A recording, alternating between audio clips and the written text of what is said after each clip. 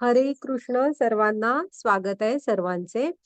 तर आपण म्हणजे तुमचं सर्वांचं स्वागत आहे. 18 दिवसात भगवद्गीतेचे 18 अध्याय असा हा आपला उपक्रम आहे. हा, तर आपण आपलं मंगलाचरण आधी घेऊ आणि मग हा आपण मंगलाचरण म्हणते आणि मग आपलं हळूहळू मी तुम्हाला माहिती सांगून सुरू करूया. हा पहिला अध्याय. ओम अज्ञानतिमिरान्धस्य ज्ञानाञ्जनशलाकया चक्षुरुन्मीलितं येन तस्मै श्रीगुरवे नमः। श्रीचैतन्यमनोभीष्टं स्थापितं येन भूतले स्वयं रूप कदा मह्यं ददाति स्वपदान्तिकं। वन्देऽहं श्रीगुरो श्रीयुतपदकमलं श्रीगुरून् वैष्णवांच श्रीरूपं साग्रजातं सहगण रघुनाथान्वितं तं सजीवं साद्वैतं सावधूतं परिजनसहितं कृष्ण चैतन्य देवं श्रीराधा कृष्णपदान् सहगण ललिता श्री विशाखान्वितांच। हे कृष्ण करुणा सिंधू दीनबंधो जगतपते गोपेश गोपिका कांत राधा कांत नमोस्तुते। तप्त कांचन गौरांगी राधे वृंदावनेश्वरी वृषभानुसुते देवी प्रणमामि हरिप्रिये। नमा ओम विष्णुपदाय कृष्णपृष्ठाय भूतले श्रीमते भक्ति वेदांत स्वामी इति नामिने। नमस्ते सारस्वते देवी गौरवाणी प्रचारिणे निर्विशेष शून्यवादी पाश्चात्य देशतारिणे। जय श्री कृष्ण चैतन्य प्रभु नित्यानंद श्री अद्वैत गदाधर श्रीवासादि गौर भक्त वृंद। हरे कृष्णा कृष्ण कृष्णा हरे हरे हरे राम राम राम हरे हरे। हरे कृष्णा कृष्ण कृष्णा हरे हरे हरे राम राम राम हरे हरे। तर हरे कृष्ण सर्वांना, सर्वांच्या चरणांमध्ये माझा सादर प्रणाम। तर तुमचं सर्वांचं सहर्ष स्वागत करते आणि आपल्या म्हणजे प्रभुपाद स्वामींना प्रणाम करते। पुन्हा आमच्या इस्कॉन मँगलोरच्या नामानिष्ठ दास प्रभूजींना प्रणाम करते, ज्यांनी हा सुंदर उपक्रम सुरू केला। आमच्या मराठीच्या ग्रुप हेड पूजा माताजी, त्यांना प्रणाम करते। आमची मराठीची पूर्ण टीम, त्यांच्या सहकार्याशिवाय आपल्याला हे सोपं झालं नसतं। बऱ्याच हे असतात सेवा, ते सगळी जण करत असतात त्यांच्या व्यस्त शेड्यूल मधून। पुन्हा अन्वया माताजी, ज्यांच्याकडून मी गीता शिकले, त्यांना प्रणाम करते। आणि तुम्हालाही सर्वांना प्रणाम, जे तुम्ही वेळात वेळ काढून इथे आलात। तर माझं नाव तेजस्विनी संदीप तांबवेकर आहे। मी कोल्हापूरवरून जॉईन झाले आणि मी तुम्हाला 18 दिवस ही गीता शिकवणार आहे। 18 दिवस 18 अध्याय। हा, आणि आपल्या को होस्ट ऍडमिन रेश्मा माताजी आहेत, ज्या मुंबईवरून जॉईन होतात। आणि तुम्ही ग्रुपच्या ऍडमिन आहेत, त्या तुम्हाला काहीही शंका आली कधी, तर नक्की तुम्ही माताजींना विचारू शकता। माताजी तुम्हाला मदत करतील सर्वतोपरी। हा, तर माताजी पुढची स्लाइड घ्या। आपण आता बघूया। हे आपलं मंगलाचरण आहे, झालंय। तर ना भगवद्गीता शिकायला आपण आलो, जमलो इथे, म्हणजे एक खूप छान स्वतः, आज मी पहिल्या दिवशी सांगते, 18व्या दिवशी पण सांगेन, की आपण कधी कधी स्वतःचा मदत स्वतः करतो आणि एखादा खूप चांगला निर्णय घेतो स्वतःसाठी। तसा हा निर्णय तुमच्यासाठी ठरणार, की गीता शिकल्यामुळे किती फरक पडतो बघा। आणि खूप सोप्या भाषेत इथे शिकवलेलं आहे। आता भगवद्गीता हा ग्रंथ कसा आहे, एक विशाल ग्रंथ आहे। आता सांगायचं झालं तर मुख्य म्हणजे गीता नीट सोपी करून सांगण्यासाठी ज्ञानेश्वरांनी ज्ञानेश्वरी लिहिली, तीही सोपी करून सांगायसाठी तुकारामांनी तुकाराम गाथा लिहिली। आणि त्याच्यावर पण आपण अजून पीएचडी वगैरे करत असतो, असा हा एक गहिरा ग्रंथ आहे। हा. तर इथे बघा, हा तो विशाल ग्रंथ आहे. मग आपण 18 दिवसात ना प्रत्येक अध्यायाची एक जी सार असतं, सार त्याचा एक विचार प्रवाह असतो, त्याच्यावर आपण कॉन्सन्ट्रेशन करणार, महत्वाचे श्लोक बघणार. हा. आणि तुम्हाला ह्या कोर्सचा ध्येय काय आहे, तर तुम्हाला गीतेच्या सखोल अभ्यासासाठी तयार करणं. हा. मग आपलं आता इस्कॉन मँगलोर तर्फे घेतलं जातं, मग आंतरराष्ट्रीय कृष्ण भावनामृत संघटना. मग काय आहे हे हे पण आपण बघू सगळं. हा. तर इथे कशाशी तुलना केली आहे बघा. भगवद्गीता ही ना ची तुलना बघा त्यांनी कशाशी केली आहे, सूर्याश बरोबर केलेली आहे. सूर्य हा सगळ्यांना प्रकाश देतो. तो असा म्हणावा, भगवद्गीता असा ग्रंथ नाही की स्त्रीने फक्त अभ्यासावा, पुरुषांनी अभ्यासावा, भारतीयांनी, हिंदूंनी, असा नाहीये तो. तुम्ही मनुष्य आहात तर तुम्ही भगवद्गीता शिकायला हवी. हा. मनुष्य जन्माचे काय कर्तव्य आहे, तो का मिळतो आपल्याला, हे सांगितलेलं आहे. त्यामुळे तुम्ही कुठेही असा, तुम्ही मनुष्य आहात तर तुम्ही भगवद्गीता शिकायला हवी. हा. आणि सूर्य बघा, तो जिथे प्रकाश, सूर्य सगळ्यांना प्रकाश देतो आणि सगळ्यांचं भरण पोषण करत असतो. तशी भगवद्गीता आहे, ती साऱ्यांसाठी आहे. हा. आणि आपण बघू पुढे, भगवद्गीताचे एक वैशिष्ट्य आहे. बाकीचे जे ग्रंथ असतात ते कुणीतरी कुणाला तरी सांगितलेले आहेत, म्हणजे आचार्यांनी त्यांच्या एखाद्या शिष्यांना असं सांगितलेले आहेत. पण भगवद्गीता हा एकमेव ग्रंथ आहे जो कृष्णाने गायलेलं गीत आहे, म्हणजे कृष्णांच्या मुखातून आलेली कृष्णांची वाणी आहे ती. हा.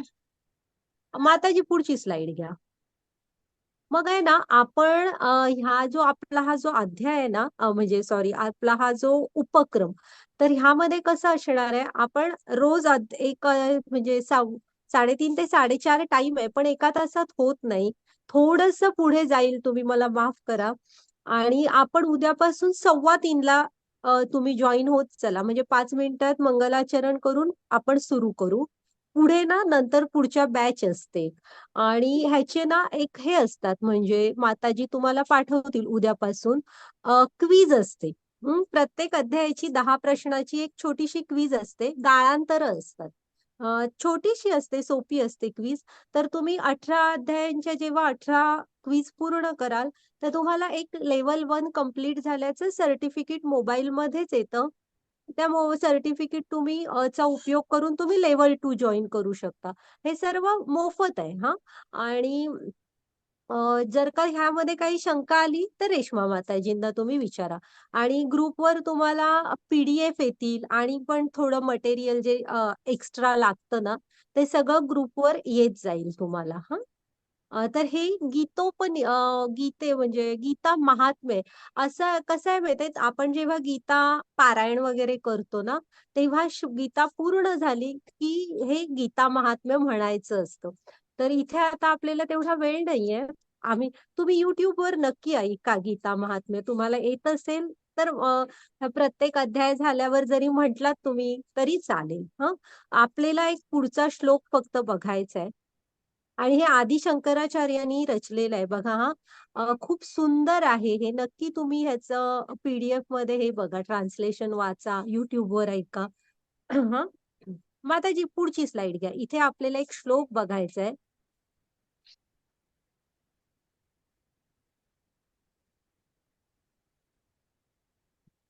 हे बघा. हा.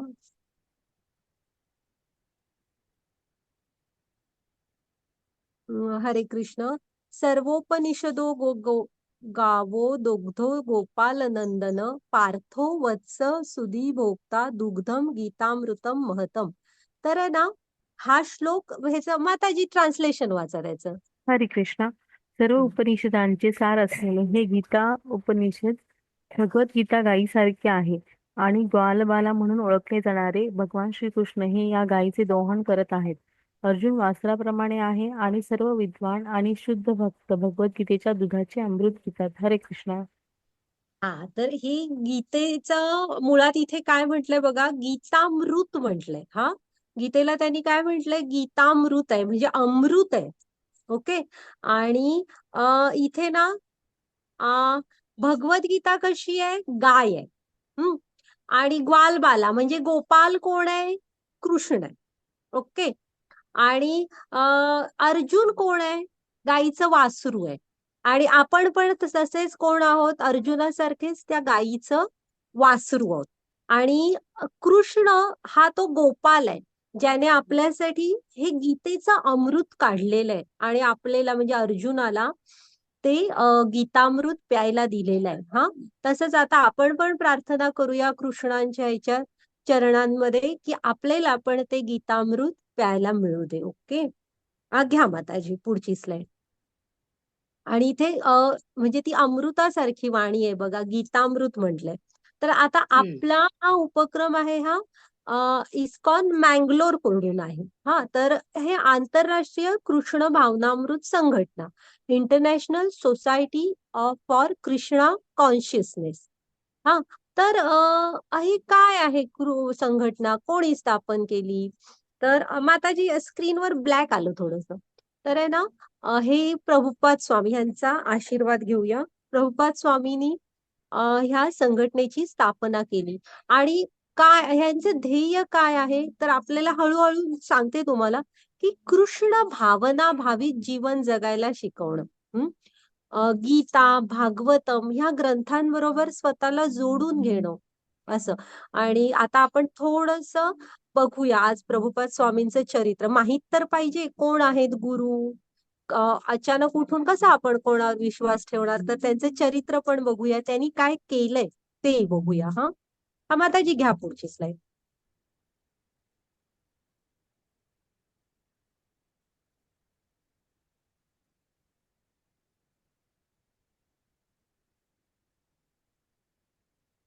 हा घ्या माताजी पुढची स्लाइड घ्या. ओके. तर आहेत ना प्रभुपाद स्वामींचा जन्म आहे ना किती बरं, 1 सप्टेंबर 1896 मध्ये कोलकात्यामध्ये झाला. त्यांचं नाव काय होतं, अभय चरण डे. हा, मग प्रभुपाद स्वामींचा जन्म तसा एका भक्तिमय कुटुंबात झाला होता. वडिलांचं नाव होतं गौर मोहन डे, आईचं नाव होतं रजनी देवी. आणि ते कापडाचे व्यापारी होते त्यांचे वडील. आणि असे शुद्ध भागवत असे असल्यासारखे होते. म्हणजे ना जेव्हा प्रभुपाद स्वामी झाले तेव्हा त्यांनी त्यांची पत्रिका म्हणजे काढायला सांगितली गुरुजींना. आणि गुरुजींनी मग त्या सांगितलं होतं की हा मुलगा आहे ना शुद्ध कृष्ण भक्त होणार आणि 108 कृष्णाची मंदिरं बांधेल आणि हा साता समुद्रापार भागवत धर्माचा प्रसार करेल, म्हणजे कृष्ण भक्तीचा. हा, मग हे जे गौरमोहन डे होते ना, हे जेव्हा दुकान बंद करून घरी येत तेव्हा ते स्नान संध्या वगैरे करून ना ग्रंथांचं वाचन वगैरे करत, पुन्हा त्यांच्या घरी नेहमी भक्तांचं येणं जाणं असे, त्यांची आई त्यांना प्रसाद करून वाढत असे. तर अशा भक्तिमय वातावरणात ह्यांचं बालपण गेलं. पुन्हा पहिल्याच फोटोमध्ये दिसते बघा, त्यांनी ना लहान असताना हट्ट केला होता की मला पण रथयात्रा काढायची आहे. म्हणजे पुरीला असते ना जगन्नाथांची रथयात्रा तशी. तर त्यांच्या ना वडिलांनी त्यांना एक असा छोटासा म्हणजे कुठून तरी एक गाडी आणली आणि पुठ्ठ्याचा असा तसा म्हणजे छोटासा तो हे बनवून दिला होता रथ. आणि 8 दिवस ते आजूबाजूच्या मुलांना गोळा करून प्रभुपाद स्वामी रथयात्रा काढायचे आणि प्रसाद वगैरे लहान मुलं मिळून करत होती आणि प्रसाद वगैरे वाटायचे असं. हा, मग असे म्हणजे अशा वातावरणात ते वाढले. मग त्याच्यानंतर आहे ना एक दिवस मग तसेच ते 1922 मध्ये म्हणजे त्यांच्या गुरूंना भेटले. काय झालं, तेव्हा कॉलेजमध्ये होते. त्यांचा मित्र काय म्हणाला, एक गुरुजी येणार आहेत आणि तू माझ्याबरोबर त्यांचं प्रवचन ऐकायला चल. तर प्रभुपाद स्वामी म्हणाले, मी तर नेहमीच जात असतो ह्यांच्या म्हणजे राहू दे यायचं, असं प्रभुपाद स्वामींचं म्हणणं होतं. पण मित्र ओढतच घेऊन जातो. मग तिथे ते भक्ती सिद्धांत सरस्वतींना भेटतात.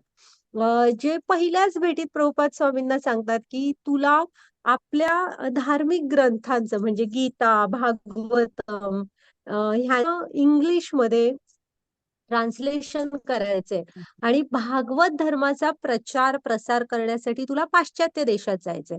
आता पहिल्याच भेटीत सांगितलं. हा, मग प्रभुपाद स्वामी म्हणाले, आता तर आपल्यावर इंग्रजांचं राज्य आहे आणि तो काळ कसा होता म्हटले, आपल्या वैदिक धर्माला कोण विचारत पण नाही आता. तर त्यांच्या गुरुनी तेव्हा त्यांना खूप छान उत्तर दिलं होतं. ते म्हणाले की ही जी बाह्य परिस्थिती असते ना, ही सतत बदलत राहणार, तू त्याच्याकडे लक्ष देऊ नको. आपलं हा जो भागवत धर्म, हे गीता भागवतचं ज्ञान आहे, हे सनातन आहे, शाश्वत आहे. हा, त्यामुळे तू त्याचा प्रसार प्रचार करण्यासाठी पाश्चिमात्य देशात जा. पण तेव्हा प्रभुपाद स्वामींकडे पैसेही नव्हते तेवढे. त्यामुळे त्यांनी काय ते हे घेतलं नाही, म्हणजे करू शकतच नव्हते ते. मग 1922 मध्ये पहिल्यांदा भेटले आणि पहिल्याच भेटीत 2 तास गुरुजींबरोबर बोलत होते. मग त्याच्यानंतर ना 1933 मध्ये त्यांच्याकडनं दीक्षा घेतली प्रभुपाद स्वामींनी. मग प्रभुपाद स्वामींनी संन्यास 1959 मध्ये संन्यास घेतला आणि मग वृंदावनात राहायला गेले.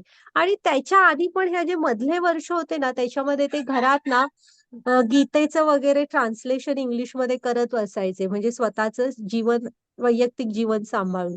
पुन्हा बऱ्याच म्हणजे ठिकाणी भागवतम वगैरे वर जाऊन हे द्यायचे, प्रवचन म्हणतात ना. पण त्यांच्या एक लक्षात यायचं की माणसं तिथं खूप प्रेमाने ऐकतात, पण घरी जाऊन विसरून जातात.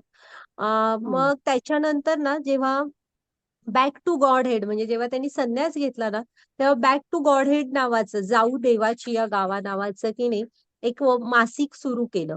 आणि मग ते स्वतःच बघा, ते असं त्याचं लिखाण करायचे, छापून पण स्वतःच घ्यायचे, विकायला पण स्वतःच जायचे, असं बरंच ट्राय करायचे. मग त्याच्यानंतर ना त्यांना नेहमी वाटायचं की गुरुजींनी सांगितलं होतं, तुला पाश्चिमात्य देशात जायचंय. मग एक म्हणजे ना, त्यांच्या एक ओळखीच्या बाई होत्या, अ, सिंधिया शिपिंग कंपनीच्या मालकीनबाई होत्या, त्या सुमती देवी मुरारी म्हणून. त्यांच्याकडे गेले. मग ते म्हणाले की मला एक अमेरिकेला जायचं, तुम्ही तिकीट द्या. तर त्या म्हणाल्या की तुमचं वय बघा, तुम्हाला झेपणार नाही. मग पुन्हा थोडे दिवसांनी दुसऱ्यांदा जातात आणि म्हणतात नाही, तुम्ही मला द्या, मला जायचंय.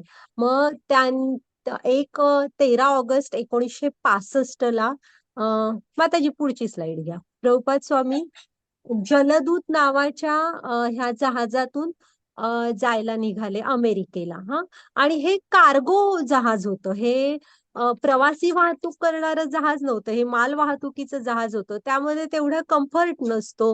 हा, तर ह्या प्रवासात आहे ना, प्रभुपाद स्वामींना 2 वेळा हृदयविकाराचा झटका आला होता. आणि त्यांना कुठेतरी बाहेर पडताना वाटत पण होतं, आपण चाललोय अशा ठिकाणी जिथे आपल्या ओळखीचं कोण नाही आणि जवळ पैसे पण नव्हते. हा, आणि ते कार्गो ते म्हणजे माल वाहतूक जहाज होतं. मग पण कुठे ना त्यांना स्वप्नात काय दिसलं माहित आहे, की त्या जहाजाला ना खालून ह्यांनी हात लावलाय, कृष्णाने स्वतः हात लावलाय आणि कृष्ण घेऊन निघाले. त्यामुळे ते म्हणाले की गुरूंवर ठाम विश्वास, आणि दुसरं म्हटले की कृष्ण आपल्या बरोबर आहे. मग ते हम्म. ह्याच्यामध्ये बोस्टन मध्ये जातात त्यांच्या मित्राच्या मुलग्याच्या घरी. पण तिथून ते न्यूयॉर्कला जातात आणि न्यूयॉर्कमध्ये रोज संध्याकाळी पार्कमध्ये ना हरे कृष्णा महामंत्राचा जप करत असतात. मग हळूहळू ना त्या तिथल्या आजूबाजूच्या लोकांना ते खूप गोड वाटायला लागलं. मग ती चर्चा करायला लागले, तुम्ही कोण, काय आहे हा मंत्राचा अर्थ, काय असतं, कृष्ण कोण वगैरे. असं करत ना 1966 मध्ये, म्हणजे साधारण 1 वर्षानंतर ना, न्यूयॉर्कमध्ये ह्या आंतरराष्ट्रीय कृष्ण भावनामृत संघटनेची स्थापना झाली. आणि तिथून पुढे अ, म्हणजे 71 म्हणजे 70 पेक्षा जास्त पुस्तकांचा प्रभुपाद स्वामींनी इंग्लिशमध्ये अनुवाद केलेला आहे. विपुल लिखाण केलंय आणि सोप्या भाषेत. हा, पुन्हा आता पण बऱ्याच युनिव्हर्सिटीजमध्ये जिथे वैदिक विषय शिकवले जातात, तिथे प्रभुपाद स्वामींची पुस्तकं वापरली जातात अभ्यासासाठी. आणि त्यांनी जगभर फिरून कृष्ण भावना, गीता आणि श्रीमद भागवतम ह्यांचा प्रचार प्रसार केला, कृष्णाची मंदिरं बांधली. हं, ओके. तर हे थोडक्यात प्रभुपाद स्वामींचा हा जीवन चरित्र होतं. हा, घ्या माताजी पुढची स्लाइड. तर किती म्हणजे कष्ट घेतलंय बघा, त्यामुळे आपण इथे आहोत. येस, हा घ्या माताजी पुढे. हेच ते go back to godhead. आणि हा घ्या माताजी, पूर्ण जगभर प्रवास केला. हा आता एक मिनिट मागे या, मागे या. हे सगळ्यांनी नमस्कार करा. हे आपले इस्कॉन मँगलोरचे राधा गोविंद आहेत. त्यांचा आशीर्वाद घेऊया आणि पुढे जाऊया. माताजी पुढची स्लाइड घ्या. तर हे नामानिष्ठ दास प्रभूजी इस्कॉन मँगलोरचे अध्यक्ष आहेत. ह्याच वर्षी ऑगस्ट मध्ये, आता हा मागचा ऑगस्ट गेला ना, तेव्हा नवीन मंदिर पण चं उद्घाटन झालं. तर हे IIT कानपूर मधून यांनी बीटेक केलेलं आहे आणि इस्कॉन मँगलोरचे मंदिर अध्यक्ष आहेत. जेव्हा कोरोनाचा पहिली लाट आली ना, त्याच्या आधीपर्यंत हे लोक कॉलेजमध्ये जाऊन आणि बाहेर जाऊन गीता भागवतमचा प्रचार प्रसार करायचे. पण अचानक ते लाट आल्यामुळे सगळी आत थांबलीत. मग आता आता काय करायचं म्हणून मग नामानिष्ठ दास प्रभूजींनी हे, आता तुम्ही जे स्लाइड्स बघाल, ज्यामुळे खूप सोपं होतं गीता शिकणं. तुम्ही नुसतं पुस्तक वाचलं तरी तेवढं कळणार नाही पटकन. तर ह्या ज्या स्लाइड्स आहेत ना, त्या बनवल्या आणि 18 दिवसात 18 अध्याय असा हा उपक्रम सुरू केला आणि त्याला खूप प्रतिसाद मिळत गेला. मग आता म्हणजे तेव्हा फक्त इंग्लिशमध्ये होतं, मग हिंदी, आणि मग आता वेगवेगळ्या भाषांमध्ये आणि अडल्टसाठी, युथसाठी, किड्ससाठी अशा वेगवेगळ्या बॅचेस, पुन्हा लेव्हल 1, 2, 3, 4, 5 अशा 5 लेव्हल असतात वगैरे, असं सगळं सुरू झालं. तर नामानिष्ठ दास प्रभूजींचा पण आपण प्रणाम करून आशीर्वाद घेऊया. हा घ्या माताजी पुढची स्लाइड. आता भगवद्गीता ह्या शब्दाचा अर्थ काय बघा, दोन शब्द आहेत त्यामध्ये, भगवत आणि गीता. मग भगवत म्हणजे इथे भगवान आहेत. आता भगवानचा अर्थ आपण दुसऱ्या अध्यायात उद्या बघायचा. हा, भगवान कोण आहेत? कृष्ण. आणि गीता म्हणजे काय? इथे गीत आहे, संगीत. तर हे भगवत गीता म्हणजे कृष्णाने गायलेलं गीत आहे. जेव्हा कधी तुम्हाला वाटेल की दे कृष्णा, तू माझ्याशी बोल, मला मार्गदर्शन कर, तेव्हा तुम्ही गीता उघडा आणि वाचा. कृष्ण तुमच्याशी स्वतः बोलतायत, कारण ती कृष्णांची ओरिजिनल वाणी आहे स्वतःची. हा, भगवद्गीता काय आहे? कृष्णाने गायलेलं गीत आहे. ओके, माताजी घ्या पुढची स्लाइड. वाचा माताजी. हरे कृष्ण. भगवद्गीता हे एक महाकाव्य आहे ज्यामध्ये आपल्या सर्व समस्यांची उत्तरे आहेत. महात्मा गांधींना हा एक आध्यात्मिक शब्दकोश मानला होता. हे संपूर्ण ग्रहावरील अनेक नेत्यांसाठी प्रेरणादायी पुस्तक आहे. हा, म्हणजे कसं आईन्स्टाईन, महात्मा गांधी अशांसारख्यांनी पण भगवद्गीतेचा अभ्यास केला होता. आणि हे असं महाकाव्य ज्याच्यामध्ये आपल्या सर्व समस्यांची उत्तरं तुम्हाला मिळणार. हा, आणि हे प्रेरणेचं पुस्तक आहे. आता बघा, भगवद्गीतेमध्ये एकूण 18 अध्याय आणि 700 श्लोक आहेत. आणि त्यामधले पहिले 6 अध्याय आपल्याला कर्मयोगाविषयी सांगतात. मधले 6 भक्ती योग आहे, जो जपून मधी ठेवलाय बघा, जे मधी स्टफिंग असतं ना, जे टेस्टी डेलिकेट असतं, नाजूक असतं, ते मधी असतं, तो भक्तियोग मधी आहे. आणि शेवटचे 6 हे ज्ञानयोगाचे अध्याय. हा, घ्या माताजी पुढची स्लाइड. मग आता भगवद्गीता कुठले 5 विषय शिकवते? तर ईश्वर, कोणाला म्हणायचं ईश्वर? हा, म्हणजे हा एक प्रश्न असतो ना, भगवान कोण आहे ते, म्हणजे ईश्वर कोण, जीव म्हणजे आपण कोण आहोत, प्रकृती काय आहे, काळ, आणि काळाने आपण सगळेच बांधले गेलेलो आहेत, आणि आपण ह्या ज्या क्रिया करतो ह्याला कर्म म्हणतात. ईश्वर, जीव, प्रकृती, काळ आणि कर्म, ह्या 5 विषयांविषयी गीता आपल्याला सांगतो. हा, घ्या माताजी पुढची स्लाइड. वाचा माताजी. हरे कृष्ण. जे लोक गीतेवर ध्यान करतात त्यांना दररोज नवीन आनंद आणि नवीन अर्थ प्राप्त होतात. जेव्हा मी भगवद्गीता वाचन करतो असे वाटते की देवाने विश्व कसे तयार केले आहे आणि जे इतके भव्य आहे. हरे कृष्ण. हरे कृष्ण.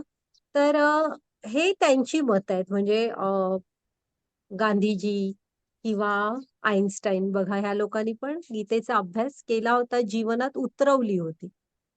घ्या माताजी पुढची स्लाइड. हा हे बघा, कसं आहे ना, जेव्हा आपल्याला वाटणार की असं जीवनात खूप वेळा येतात की आपल्याला वाटतं की आपल्याला कोणीतरी मार्गदर्शन करायला हवं, भगवंतानी आपल्याशी बोलायला हवं, काय करू काय नको. आता अर्जुनामध्ये तुम्ही स्वतःला बघा, कसा अर्जुन पण सापडला होता ह्या परिस्थितीमध्ये की मी काय करू कळतच नाहीये. अशा वेळेस ना तुम्ही म्हणजे कृष्णाने गीतेच्या रूपात आपल्याला सगळा उपदेश दिलेला आहे. घ्या मग त्याची पुढची स्लाइड. आता भगवद्गीता काय आहे? हा, तर काय आहे भगवद्गीता? म्हणजे भगवंतानी गायलेलं गीत तर ते आहे, भगवंतांची वाणी आहे ती. हा, पण मग त्याचा आपल्याला काय उपयोग ना असं. तर कसं आहे, आता बघा तुम्ही कुठलीही वस्तू घेता, इलेक्ट्रिक वस्तू वगैरे आपण घेतो, तेव्हा बघा लॅपटॉप घेऊ, कॉम्प्युटर घेऊ, वॉशिंग मशीन वगैरे असं काही घ्या तुम्ही, त्याच्याबरोबर एक युजर मॅन्युअल मिळतं बघा, कशी वापरायची ही वस्तू.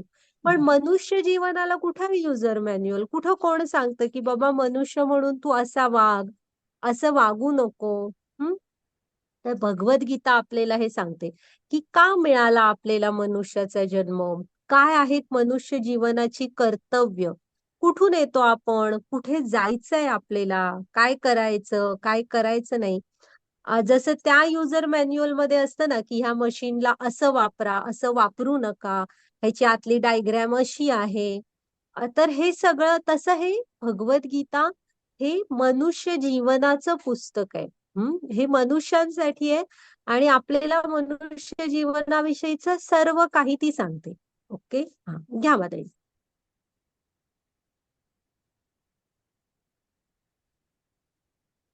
हा, आता हे आपण तेच बघितलं की आपल्याला भगवद्गीतेचा उद्देश काय आहे, भगवद्गीतेतले विषय कुठले, समजून घ्यायची प्रक्रिया कशी असणार, हा परिणाम काय होणार.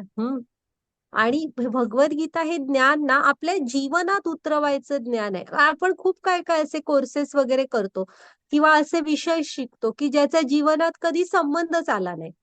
पण हे भगवद्गीता हे ज्ञान तसं नाहीये. ती तुम्हाला क्षणोक्षणी आपल्या जीवनाला मार्गदर्शन करणार, मनुष्यांसाठीच आहे ती. हा, त्यामुळे ती जीवनात उतरवायचं ज्ञान आहे, व्यवहारात वापरायचं. घ्या माताजी पुढची स्लाइड.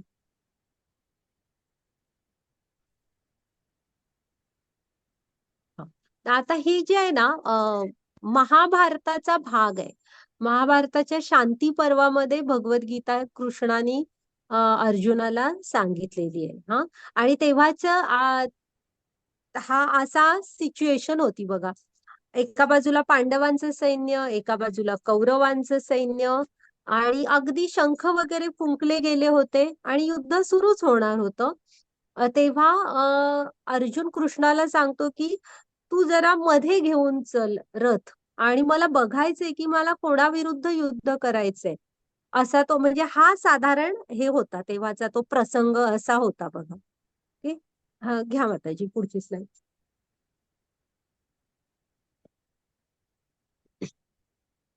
हा, मग आता भगवद्गीतेचे पहिले श्रोते कोण आहेत?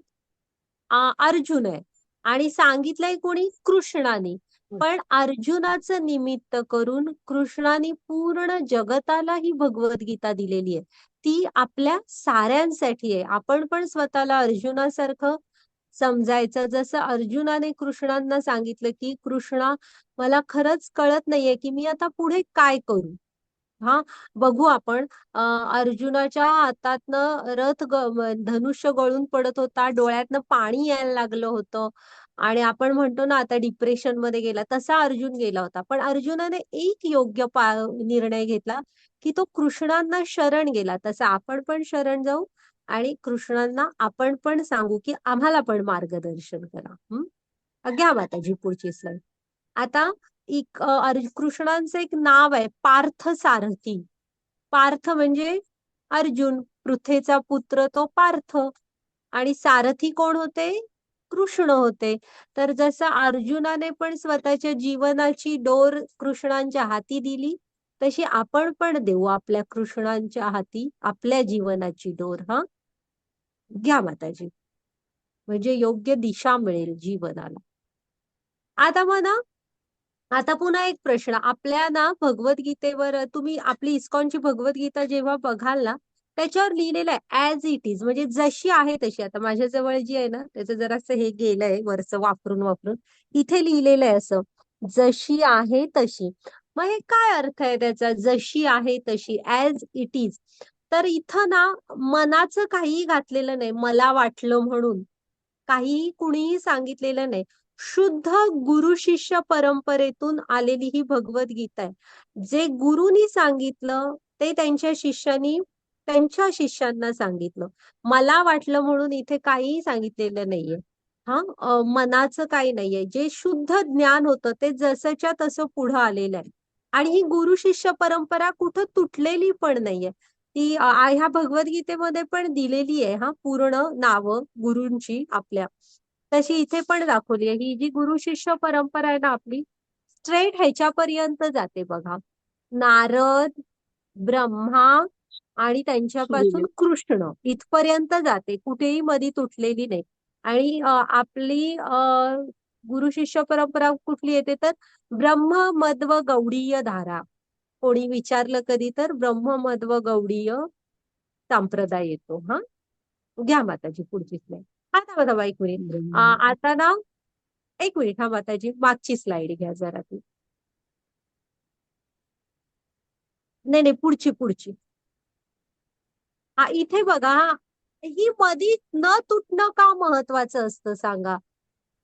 कारण ना आता तुम्ही चार्जर, फोन चार्जर म्हणजे चार्जिंग ला लावायचं आहे तुम्हाला, मग तुम्ही चार्जरची पिन घातलीत फोन मध्ये, आणि वरून बटन पण सुरू केलं, पण समजा वायर कट झाली असेल कुठे, तर म्हणजे फोन चार्ज होणार नाही कारण ती मध्ये कट झाली आहे वायर.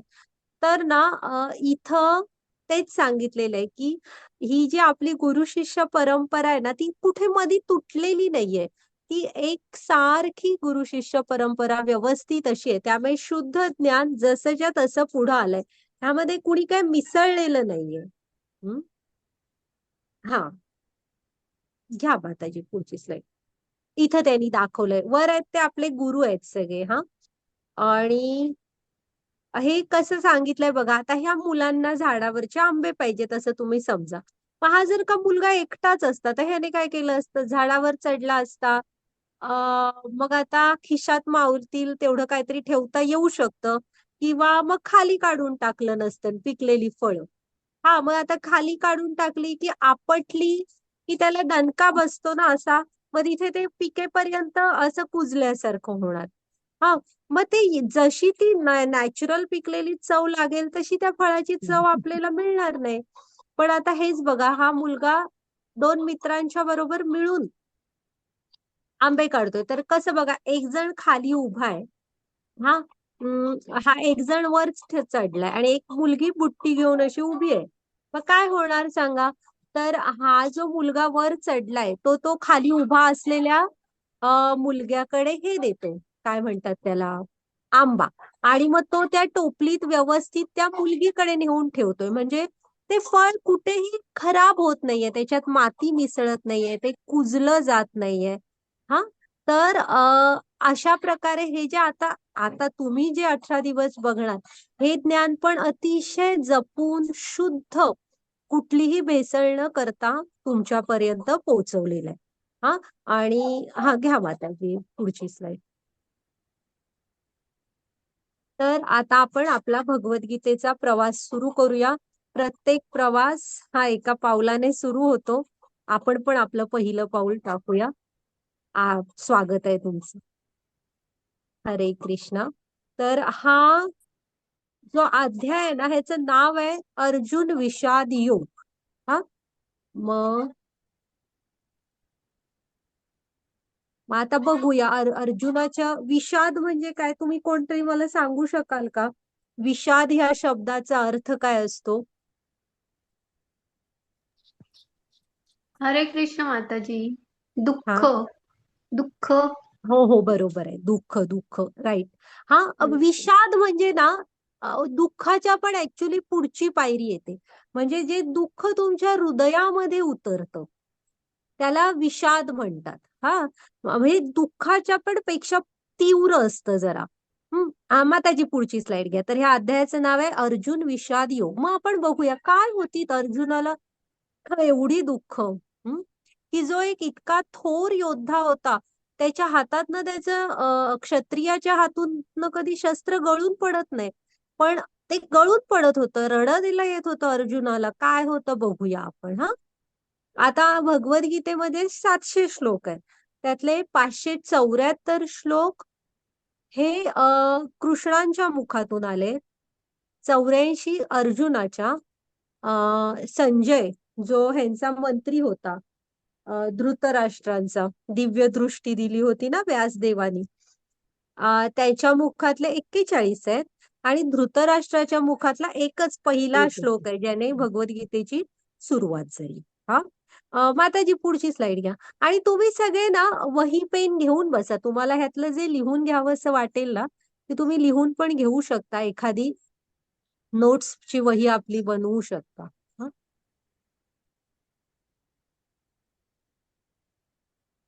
हे बघा, माताजी हे खालचं वाचा. हरे कृष्ण. अर्जुनाचा गोंधळ अर्जुनाचा असं मराठीत नाव आहे, दिलंय ते. अर्जुनाचा भ्रमनिरास आणि भ्रमाचे स्वरूप ही कृष्णाने मांडणी समजली पाहिजे. अर्जुनाचा गोंधळ आणि गोंधळ नसता तर त्याला सोडवण्यासाठी कृष्णाला भगवद्गीता बोलण्याची गरज उरली नसती. अर्जुन हा भगवद्गीतेचा प्रथम श्रोता असला तरी तो सर्वांच्या हितासाठी आहे. हरे कृष्णा. हरे कृष्ण हे ट्रान्सलेशन मध्ये जरा इकडे तिकडे होतं, पण अर्जुनाला निमित्त करून आहे ना, अर्जुन गोंधळला म्हणून कृष्णाने भगवद्गीता सांगितली. खरं तर अर्जुन हा निमित्त आहे. अर्जुनाला निमित्त करून कृष्णाला सर्वांनाही ज्ञान द्यायचं होतं. आणि ही भगवद्गीता आपल्या सर्वांच्या हिताची आहे. घ्या माताची पुढची स्लाइड. माताजी, हा मी रंजना बोला जोशी बोलते लंडनवरून. मला एक प्रश्न असा बोला. विचारायचा की भगवद्गीता प्रथम अर्जुनाला सांगितली असं आपण म्हणतो, पण आपल्या भगवद्गीतेच्या प्रस्तावनेमध्ये भगवद्गीता प्रथम कुणाला सांगितली हे सांगितलेलं आहे. हो, मग तो त्याचं चौथ्या विस्मरण अध्यायात येईल झाल्यामुळे माताजी. येणार ना ते. हो, चौथ्या अध्यायात हो, आहे. सॉरी. नाही माताजी, काही प्रॉब्लेम नाही. चौथ्या अध्यायात ना सांगितलेलं आहे की ती कशी आली होती. म्हणजे सूर्यदेव विवस्वानांना सांगितली होती पहिल्यांदा, मग त्यांनी इक्ष्वाकूंना, मग मनूंना, असं. पण ती शृंखला खंडित झाली होती. आपण शिकू ते चौथ्या अध्यायात. तर धन्यवाद. ओके, आता आपण हे बघूया की 45 मिनिटात कृष्णाने अर्जुनांना तरी गीता सांगितली आहे. आता बघूया आपण काय काय सांगितलंय. घ्या माताजी पुढची स्लाइड. हे ते मगाशी जो आपण श्लोक बघितला बघा गीतेचा, तो सॉरी गीता महात्म्यामधला श्लोक तो आहे. मग आता आपल्याला असं वाटणार ना की आपण इथे बसून गीता शिकून का उपयोग आहे, किंवा हे थोडंच कृष्णांना कळणार आहे की आम्ही त्यांची वाणी ऐकतोय वगैरे. तर ही इथे एक गोष्ट आहे. हे एक चिमणी असते, ती समुद्राच्या किनारी अशी थोडासा खड्डा करून अंडी घालते स्वतःची. मग काय होतं, त्या एक दिवस ना समुद्राची मोठी लाट येते किंवा भरती येते असं म्हणा, आणि ती अंडी समुद्रामध्ये जातात पाण्याबरोबर आतमध्ये. तर ही चिमणी खूप आकांत करायला लागते की समुद्रा, तू माझी अंडी परत दे, परत दे म्हणून. तर समुद्र एका चिमणीचं काय ऐकणार ना. मग चिमणी म्हणते की तू जर का माझी अंडी परत नाही ना दिलीस तर मी हे करेन म्हणून, चोचीने तुझं पाणी बाहेर टाकून टाकून ना तुला आटवून टाकेन. समुद्र तर हसायला लागतो, हिच्याकडे कोण लक्ष देणार. मग ती सुरू पण करते चोचीने पाणी बाहेर टाकायला. मग आहे ना, तिचा तो हे असतो ना प्रयत्न, तो वरून गरुड बघत असतात आणि गरुड खाली येतात आणि समुद्राला सांगतात की तिची ती अंडी आहेत ना, तू ती परत दे, नाही तर मी तुला आटवून टाकेन म्हणून. मग समुद्रदेव प्रकट होतात आणि चिमणीला तिची अंडी परत देतात. तर त्यामुळे आपला पण हा जो कितीही लहान असला तरी आपला हा जो प्रयत्न आहे ना, तो कृष्णांना नक्कीच कळत असतो. घ्या माताजी पुढची स्लाइड. तर आपल्याला इथे त्यांनी सांगितलेलं आहे की खूपशे विषय शिकतो आपण, पण आपण मनुष्य जन्माच्या कर्तव्यांविषयी शिकत नाही. तर हा जो आता आपण मनुष्य जन्माविषयी थोडं ऐकूया. हा, घ्या माताजी पुढची स्लाइड.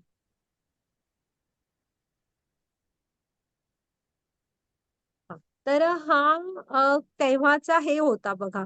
आता तुमच्यापैकी मला सांगा की तुम्हाला पहिला वरचा कॉर्नर मधल्या फोटोत कोण असेल? हरे कृष्ण माताजी, धृतराष्ट्र.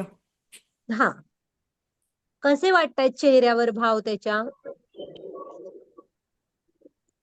गंभीर.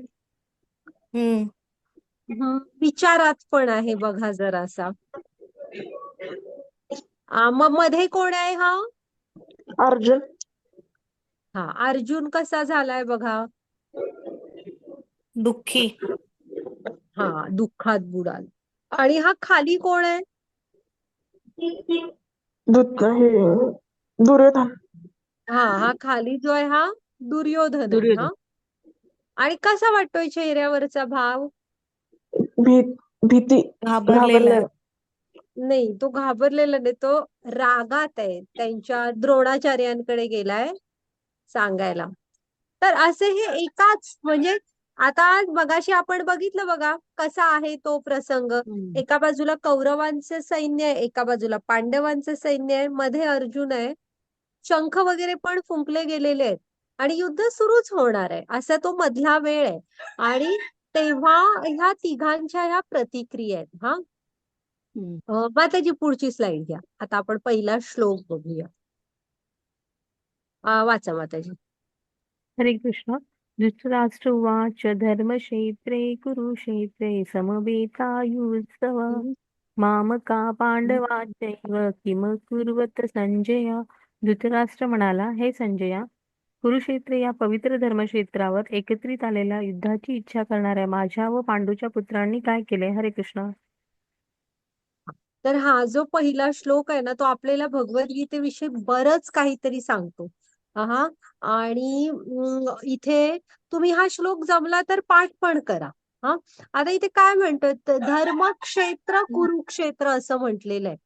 हा, धर्मक्षेत्र कुरुक्षेत्र म्हणजे कुरुक्षेत्राला त्यांनी धर्मक्षेत्र का म्हटलेलं आहे?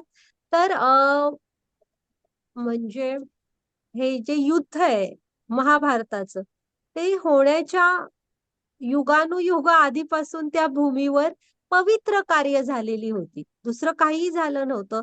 तिथे खूप मोठे मोठे यज्ञ, पुन्हा जप, असं सगळं म्हणजे जे धार्मिक विधी, खूप वेगवेगळ्या राजा, ऋषी मुनी, असे खूप साधे म्हणजे लोकांनी वगैरे खूप वर्ष ती भूमी ही फक्त धार्मिक कार्य, धर्माची कार्य करण्यासाठी वापरलेली. म्हणून त्या कुरुक्षेत्राला नुसतं कुरुक्षेत्र नाही म्हणत, तर ते धर्मक्षेत्र आहे. आणि तिथं अधर्माचं काही होणारच नव्हतं. तिथे नेहमी धर्माचाच विजय होणार होता, कारण त्याला म्हणायचीतच धर्मक्षेत्र. त्यामुळे हा धृतराष्ट्राला ती एक काळजी होती लागलेली की ती भूमी कशी आहे, धर्मक्षेत्र आहे, तिथं सत्याचाच विजय होणार. आणि आपण तर अधर्माच्या बाजूने आहोत हे त्याला माहित होतं.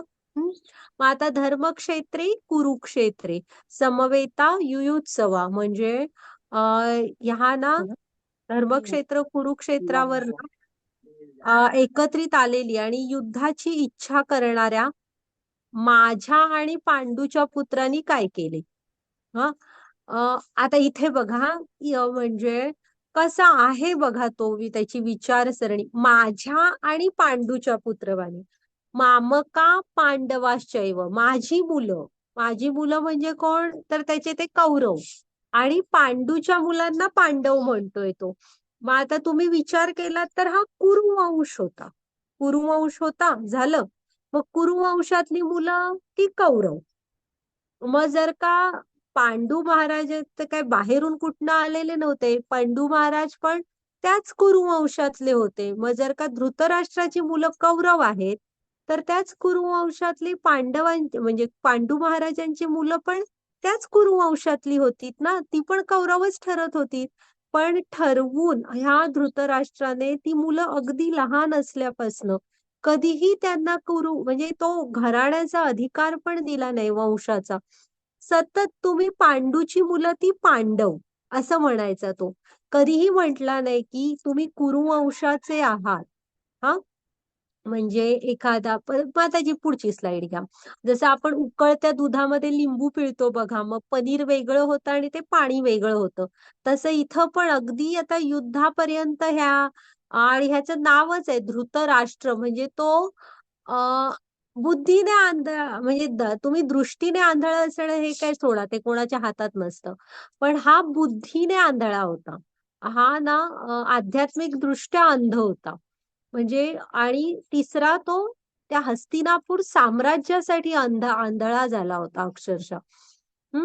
तर त्याने काय केलं, मामका पांडवाश्चैव असं म्हणून ना तिथे लिंबू पिळायचं काम केलं नाही आणि माझी मुलं अशी वेगळं पाडलं नाही त्याने. माझी मुलं आणि पांडूची मुलं. मग आता काय पुढं होतं बघूया आपण. आणि दुसऱ्या बाजूला पांडव कसे होते बघा. आता हा त्यांना कुरुवंशाचा पण अधिकार देत नाहीये असा. आणि लहानपणापासून सतत मुलांना स्वतःच्या शिकवलं की हे राज्य तुम्हालाच मिळायला पाहिजे, ह्या पांडवांना मिळता नाही. आणि ह्याच्या मुलांनी केलेल्या हर एक अन्यायाला साथ दिलं ह्याने. आणि त्याच दुसऱ्या बाजूला पांडव कसे होते बघा. कायम त्याने स्वतःला म्हणजे त्या कौरवांना किंवा ह्या धृतराष्ट्रांना कायम त्यांनी आपलं मानलं. हर एक चुकांना त्यांच्या माफ करत राहिले. तर असे हे पांडव होते आणि हा धृतराष्ट्र हा असा होता. घ्या मग त्याची पुढची स्लाइड.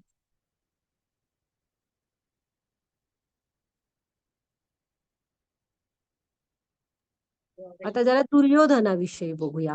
माताजी वाचा. हरे कृष्णा. संजय म्हणाला, हे राजन, पांडूंच्या मुलांनी सैन्याची रणनीती पाहून राजा दुर्योधन आपल्या गुरुकडे गेला आणि हे हे शब्द बोलला, हे आचार्य, पांडुपुत्रांची विशाल सैन्य पहा. आपल्या कुशल ज्ञानी शिष्य द्रुपद पुत्राने इतक्या कुशलतेने आयोजित केले आहे. हरे कृष्णा.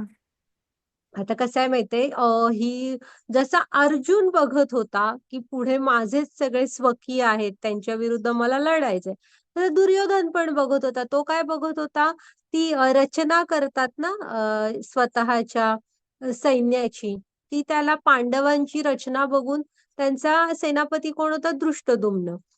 तर ती रचना बघून आहे ना हा लगेच दुर्योधन म्हणजे सतत क्रोधात असायचा, सतत राग राग, दुसऱ्याचा नुसता राग. मग हा खर तर कौरव होता. तसं सगळी हस्तिनापूरची सत्ता ह्याच्याच हातात होती. अगदी युद्ध सुरू व्हायला आलेलं होतं. अशा वेळेस ह्याला स्वतःच्या गुरूंकडे जाऊन त्यांना ओरडायची गरज नव्हती खरं तर.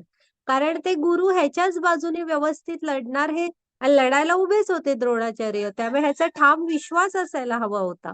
पण हा तेव्हा पण उठला आणि द्रोणाचार्यांकडे गेला आणि तो त्यांना आठवण करून देत होता की बघा की तुमचाच हा शिष्य दृष्टद्युम्नला तुम्ही द्रुपद पुत्र म्हटले. राजा द्रुपदानेच हे केलेलं असतं यज्ञ की आणि त्या यज्ञामधून द्रौपदी, दृष्टद्युम्न आणि शिखंडी अशी ती तिघं येतात ना.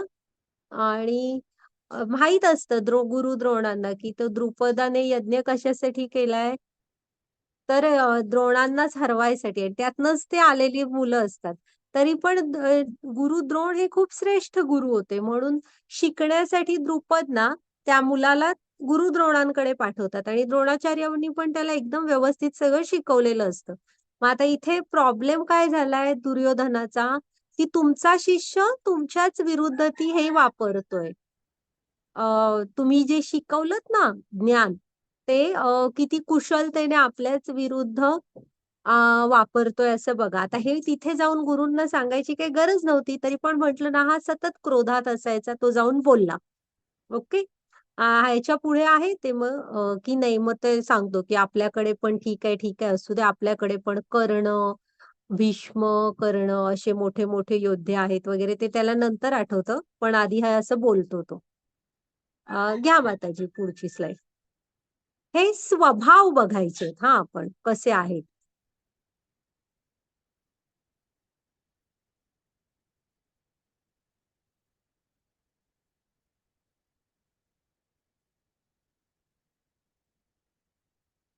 हरे कृष्णा. सघोषोधात्त राष्ट्राणां हृदयानि व्यद्रायत नभश्च पृथ्वीचैव तुमुभो न्यूनादेन. हा विविध प्रकारचा शंख निनाद वाढतच गेला. या निनादाचे आकाश व पृथ्वी दुमदुमून गेले आणि धृतराष्ट्रपुत्रांची हृदये विदीर्ण झाली. हरे कृष्णा. आ तर आहे ना मग हळूहळू शंख फुंकले गेले. इथे नाव तुम्ही अध्याय जरूर वाचा, त्याच्यामध्ये प्रत्येकाच्या शंखांची नावं वगैरे पण दिलेली आहेत त्यांनी. मग काय सांगितलंय बघा, की वेगवेगळ्या शंखांचा हा शंख निनाद वाढतच गेला आणि या निनादाने आकाश व पृथ्वी दुमदुमून गेले, म्हणजे आसमंत भरून गेला. कृष्णांचा पंचजन्य, अर्जुनाचा देवदत्त वगैरे. तर पुढे काय म्हटलंय बघा, धृतराष्ट्र पुत्रांची हृदय विदीर्ण झाली. आता विदीर्ण कधी होतं, म्हणजे भीती वाटणं हे ठीक आहे, वेगळं असतं. आणि विदीर्ण झाली असं का म्हणतायत ते? विदीर्ण होणं म्हणजे छातीत धस्स होणं असं असतं ते.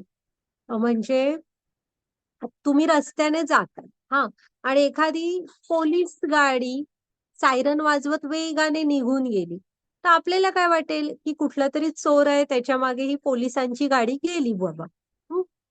पण जो चोर असणार त्याच्या छातीत धस्स होणार, अरे बापरे पोलीस आले. तसं ह्या धृतराष्ट्र पुत्रांची हृदय विदीर्ण झाली. बाकी कोणाचं नाव नाहीये बघा, फक्त धृतराष्ट्र पुत्रांची हृदय विदीर्ण झालीत. का झाली? कारण त्यांना माहित होतं आपण पांडवांवर लहानपणापासून अन्याय केलेला आहे आणि आता पण आपण अधर्माच्या बाजूने लढतो. घ्या माताजी पुढची स्लाईड.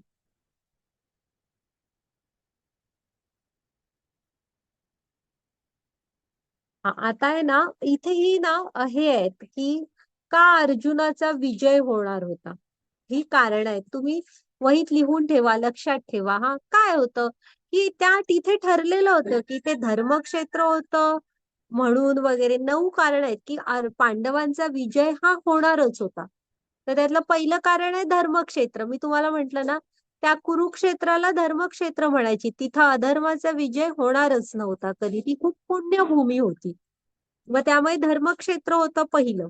मग दिव्य रथ, हा जो अर्जुनाचा रथ होता ना, हा अग्निदेवानी दिलेला अतिशय दिव्य असा रथ होता. कपिध्वजा, ती तुम्हाला ध्वजा दिसते, भगवी ध्वजा रथावर, त्याच्यावर हनुमान दिसतायत काय बघा, वीर हनुमान आहेत बघा. तर ह्यानी हनुमानाने स्वतः सांगितलेलं होतं की अर्जुना तुझ्या रथावर मी स्वतः असणार आहे. आणि तुम्ही बघितलं ना रामायणामध्ये, रामांना हनुमानाने किती काय काय करून मदत केली होती आणि विजय खेचून आणला होता. तेच हनुमान तिथे अर्जुनाच्या रथावर म्हणजे त्या कपी ध्वजेवर स्वतः होते. शंखनाद, आता शंखनाद झाल्यावर कसं त्या छातीत त्यांच्या धस्स झालं ते बघितलं की नाही आपण. त्याच्यानंतर गांडीव धनुष्य, अर्जुनाच्या धनुष्याचं नाव काय होतं? गांडीव धनुष्य. आणि हा साधा सुद्धा धनुष्य नव्हता, तर अर्जुन हा खूप एक चांगला शिष्य होता आणि त्याने वनवासाच्या काळात सुद्धा वेळ अजिबात वाया घालवला नव्हता. तो स्वर्गात जातो, तिथे इंद्रांना हे करतो, म्हणजे इंद्रांना प्रसन्न करतो, इंद्रांकडून वेगवेगळी दिव्य अस्त्र शस्त्र घेतो. पुन्हा अर्जुनाची परीक्षा शिवजी शंकर स्वतः घेतात आणि प्रसन्न होऊन पाशुपतास्त्र देतात. असा हा गांडीव धनुष्य जो होता तो वेगवेगळ्या अस्त्रशस्त्रांनी सज्ज होता. त्यक्त जीविता म्हणजे काय? जीवनाचा त्याग करायला तयार असणारे योद्धे होते तिथे. मग आता इथे ना ह्याचे 2 अर्थांनी तुम्ही हा शब्द घ्या. म्हणजे एक अर्थ स्ट्रेट फॉरवर्ड झाला की अगदी जीवनाचा त्याग करायला तयार असणारे योद्धे तिथं हजर होते. पण हा शब्द बोललाय कोण? दुर्योधन. त्या श्लोक तुम्ही वाचा हा अध्याय, तेव्हा तुम्हाला सापडणार. मग इथं ना काही आचार्यांनी ते शुभ मानलेलं नाहीये. तो म्हणतो ना द्रोणांना की असे थोर योद्धे म्हणजे प्राण त्याग करायला तयार असणारे योद्धे आहेत आपल्या बाजूला, पण असं दुर्योधन म्हणतो. पण आचार्य काय म्हणाले, तुम्ही कधीही कशाचा आरंभ शुभारंभ करताना ना असं प्राण जाईल वगैरे अशी गोष्ट करू नये, म्हणजे अशी बोलू नये, आपण असं बोलायचं नाही. तर हा की एकदम शूर आणि अतिशय लढण्यात तरबेज असे हुशार चांगले योद्धे आपल्याकडे आहेत असं बोलायला हवं. तर त्यामुळे ते असं दोन्ही अर्थाने येते त्यक्त जीविता. ठीक. मोक्षदा एकादशी आत्ताच झाली बघा डिसेंबरमध्ये. तर मोक्षदा एकादशीचा दिवस होता, पुण्य म्हणजे शुभ दिवस होता, ज्या दिवशी ते युद्ध सुरू झालं. मोक्षदा एकादशीला गीता जयंती आपण साजरी करतो.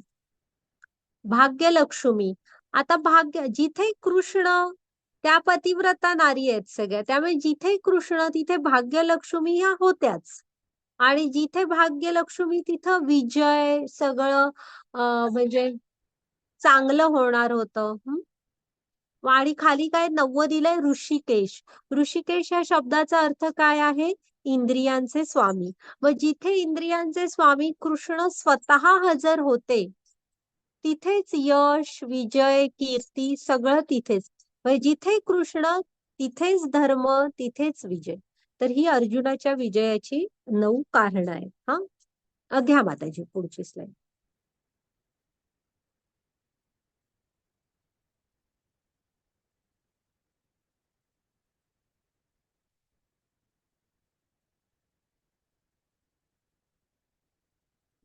तर आता अर्जुनाच्या दुःखाची 5 कारणं काय आहेत बघा. तर म्हणजे कृष्ण तर उद्यापासून खरी गीता सुरू होते. आज जरा महाभारताचं आहे, उद्यापासून काही नाहीये. उद्यापासून प्युअर गीता सुरू होते, जेव्हा अर्जुन सांगतो की आता मला मार्गदर्शन करा आणि मग कृष्ण बोलतात. तर ही इथे अर्जुनाचे काही गुण आपण घ्यायचे की दुःख झालं, विषाद पर्यंत ते दुःख पोचलं हृदयापर्यंत. तर त्याने पहिलं काम काय केलंय बघा, की स्वतःच्या दुःखाची कारणं शोधलीत. नाही तर आपलं कसं असतं ना, आपल्याला काय होतं हे आपल्यालाच माहित नाही असा प्रकार असतो. तसं नाहीये, त्याने ती दुःखाची कारणं शोधलीत आणि कृष्णांना ती कारणं सांगितली की मला हे प्रॉब्लेम आहेत. त्यामुळे आपण आहे ना आधी आपले प्रॉब्लेम काय आहेत हे शोधायचं असतं आणि मग एका मार्गदर्शकाकडून त्याच्यावर मार्गदर्शन, वरिष्ठांकडून, तुम्ही स्टुडंट असाल, एखादा विषय अवघड जात असेल तर तुमच्या शिक्षकांना विचारा. त्यातल्या कुठला चॅप्टर तुम्हाला अवघड जातो वगैरे. तर हे अर्जुनाकडून घ्यायचे गुण आहेत की आपला प्रॉब्लेम शोधा आणि त्याच्यावर मार्गदर्शन वरिष्ठांकडून घ्या. स्क्रीन गेला माताजी आमचं. तर पहिलं कारण काय सांगतोय? दुःख म्हणजे सॉरी दया. दया. तर करुणा वाटत होती अर्जुनाला ना. तो एक भक्त होता, त्याला काय वाटत होतं, एक हस्तिनापूर साम्राज्य मिळवण्यासाठी म्हणजे दोन्हीकडचे योद्धे मृत्युमुखी पडणार होते.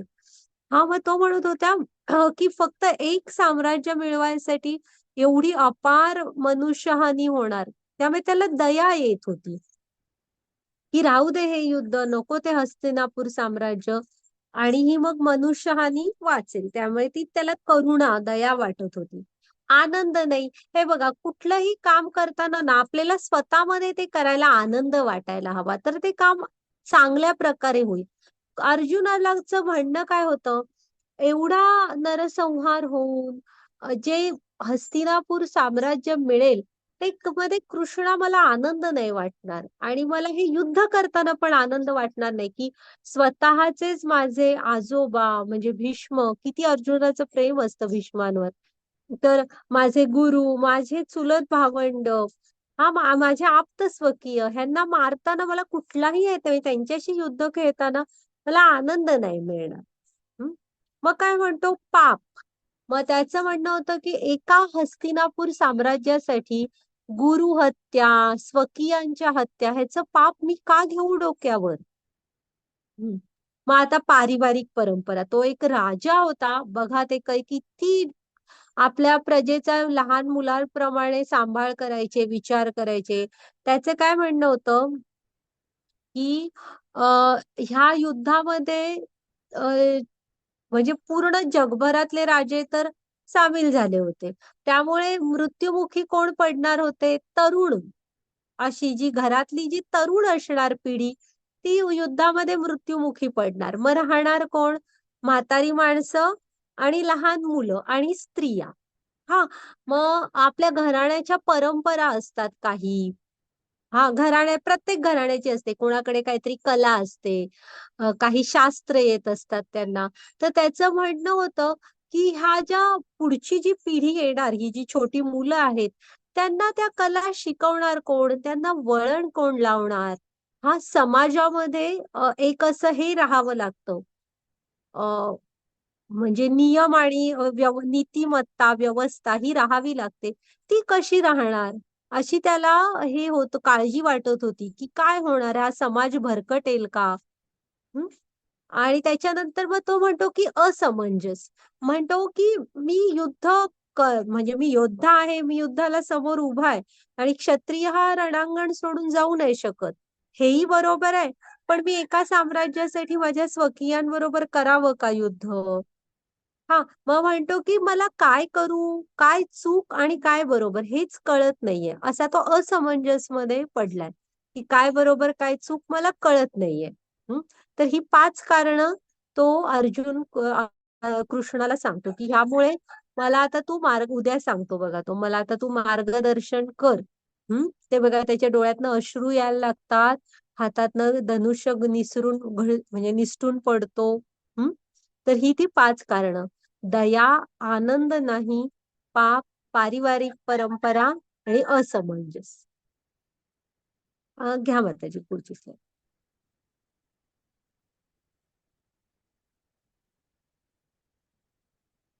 हा,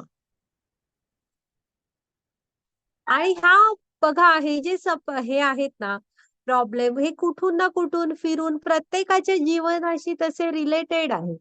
बघूया आपण, आपल्याला कृष्णाने ह्याची उत्तरं काय दिलेली आहेत. हा, तर आता आपण आज काय बघितलं? भगवद्गीता आपल्या जीवनाचे पुस्तक आहे. भगवद्गीतेचे 5 विषय बघितले: ईश्वर, जीव, प्रकृती, काळ आणि कर्म. हो, मग त्याच्यानंतर अर्जुनाच्या विलापाची 5 कारणं बघितली, अर्जुनाच्या विजयाची 9 कारणं बघितली. हा, तर झाल्या असतील स्लाइड आता. हा, हरे कृष्ण हरे कृष्ण हरे कृष्ण कृष्ण कृष्ण हरे हरे, हरे राम राम राम हरे हरे. तर झालाय आपला हा आजचा अध्याय. बघू आपण आता. माताजी करा तुम्ही, हे सार आहे ते आपण आज काय काय बघितलं.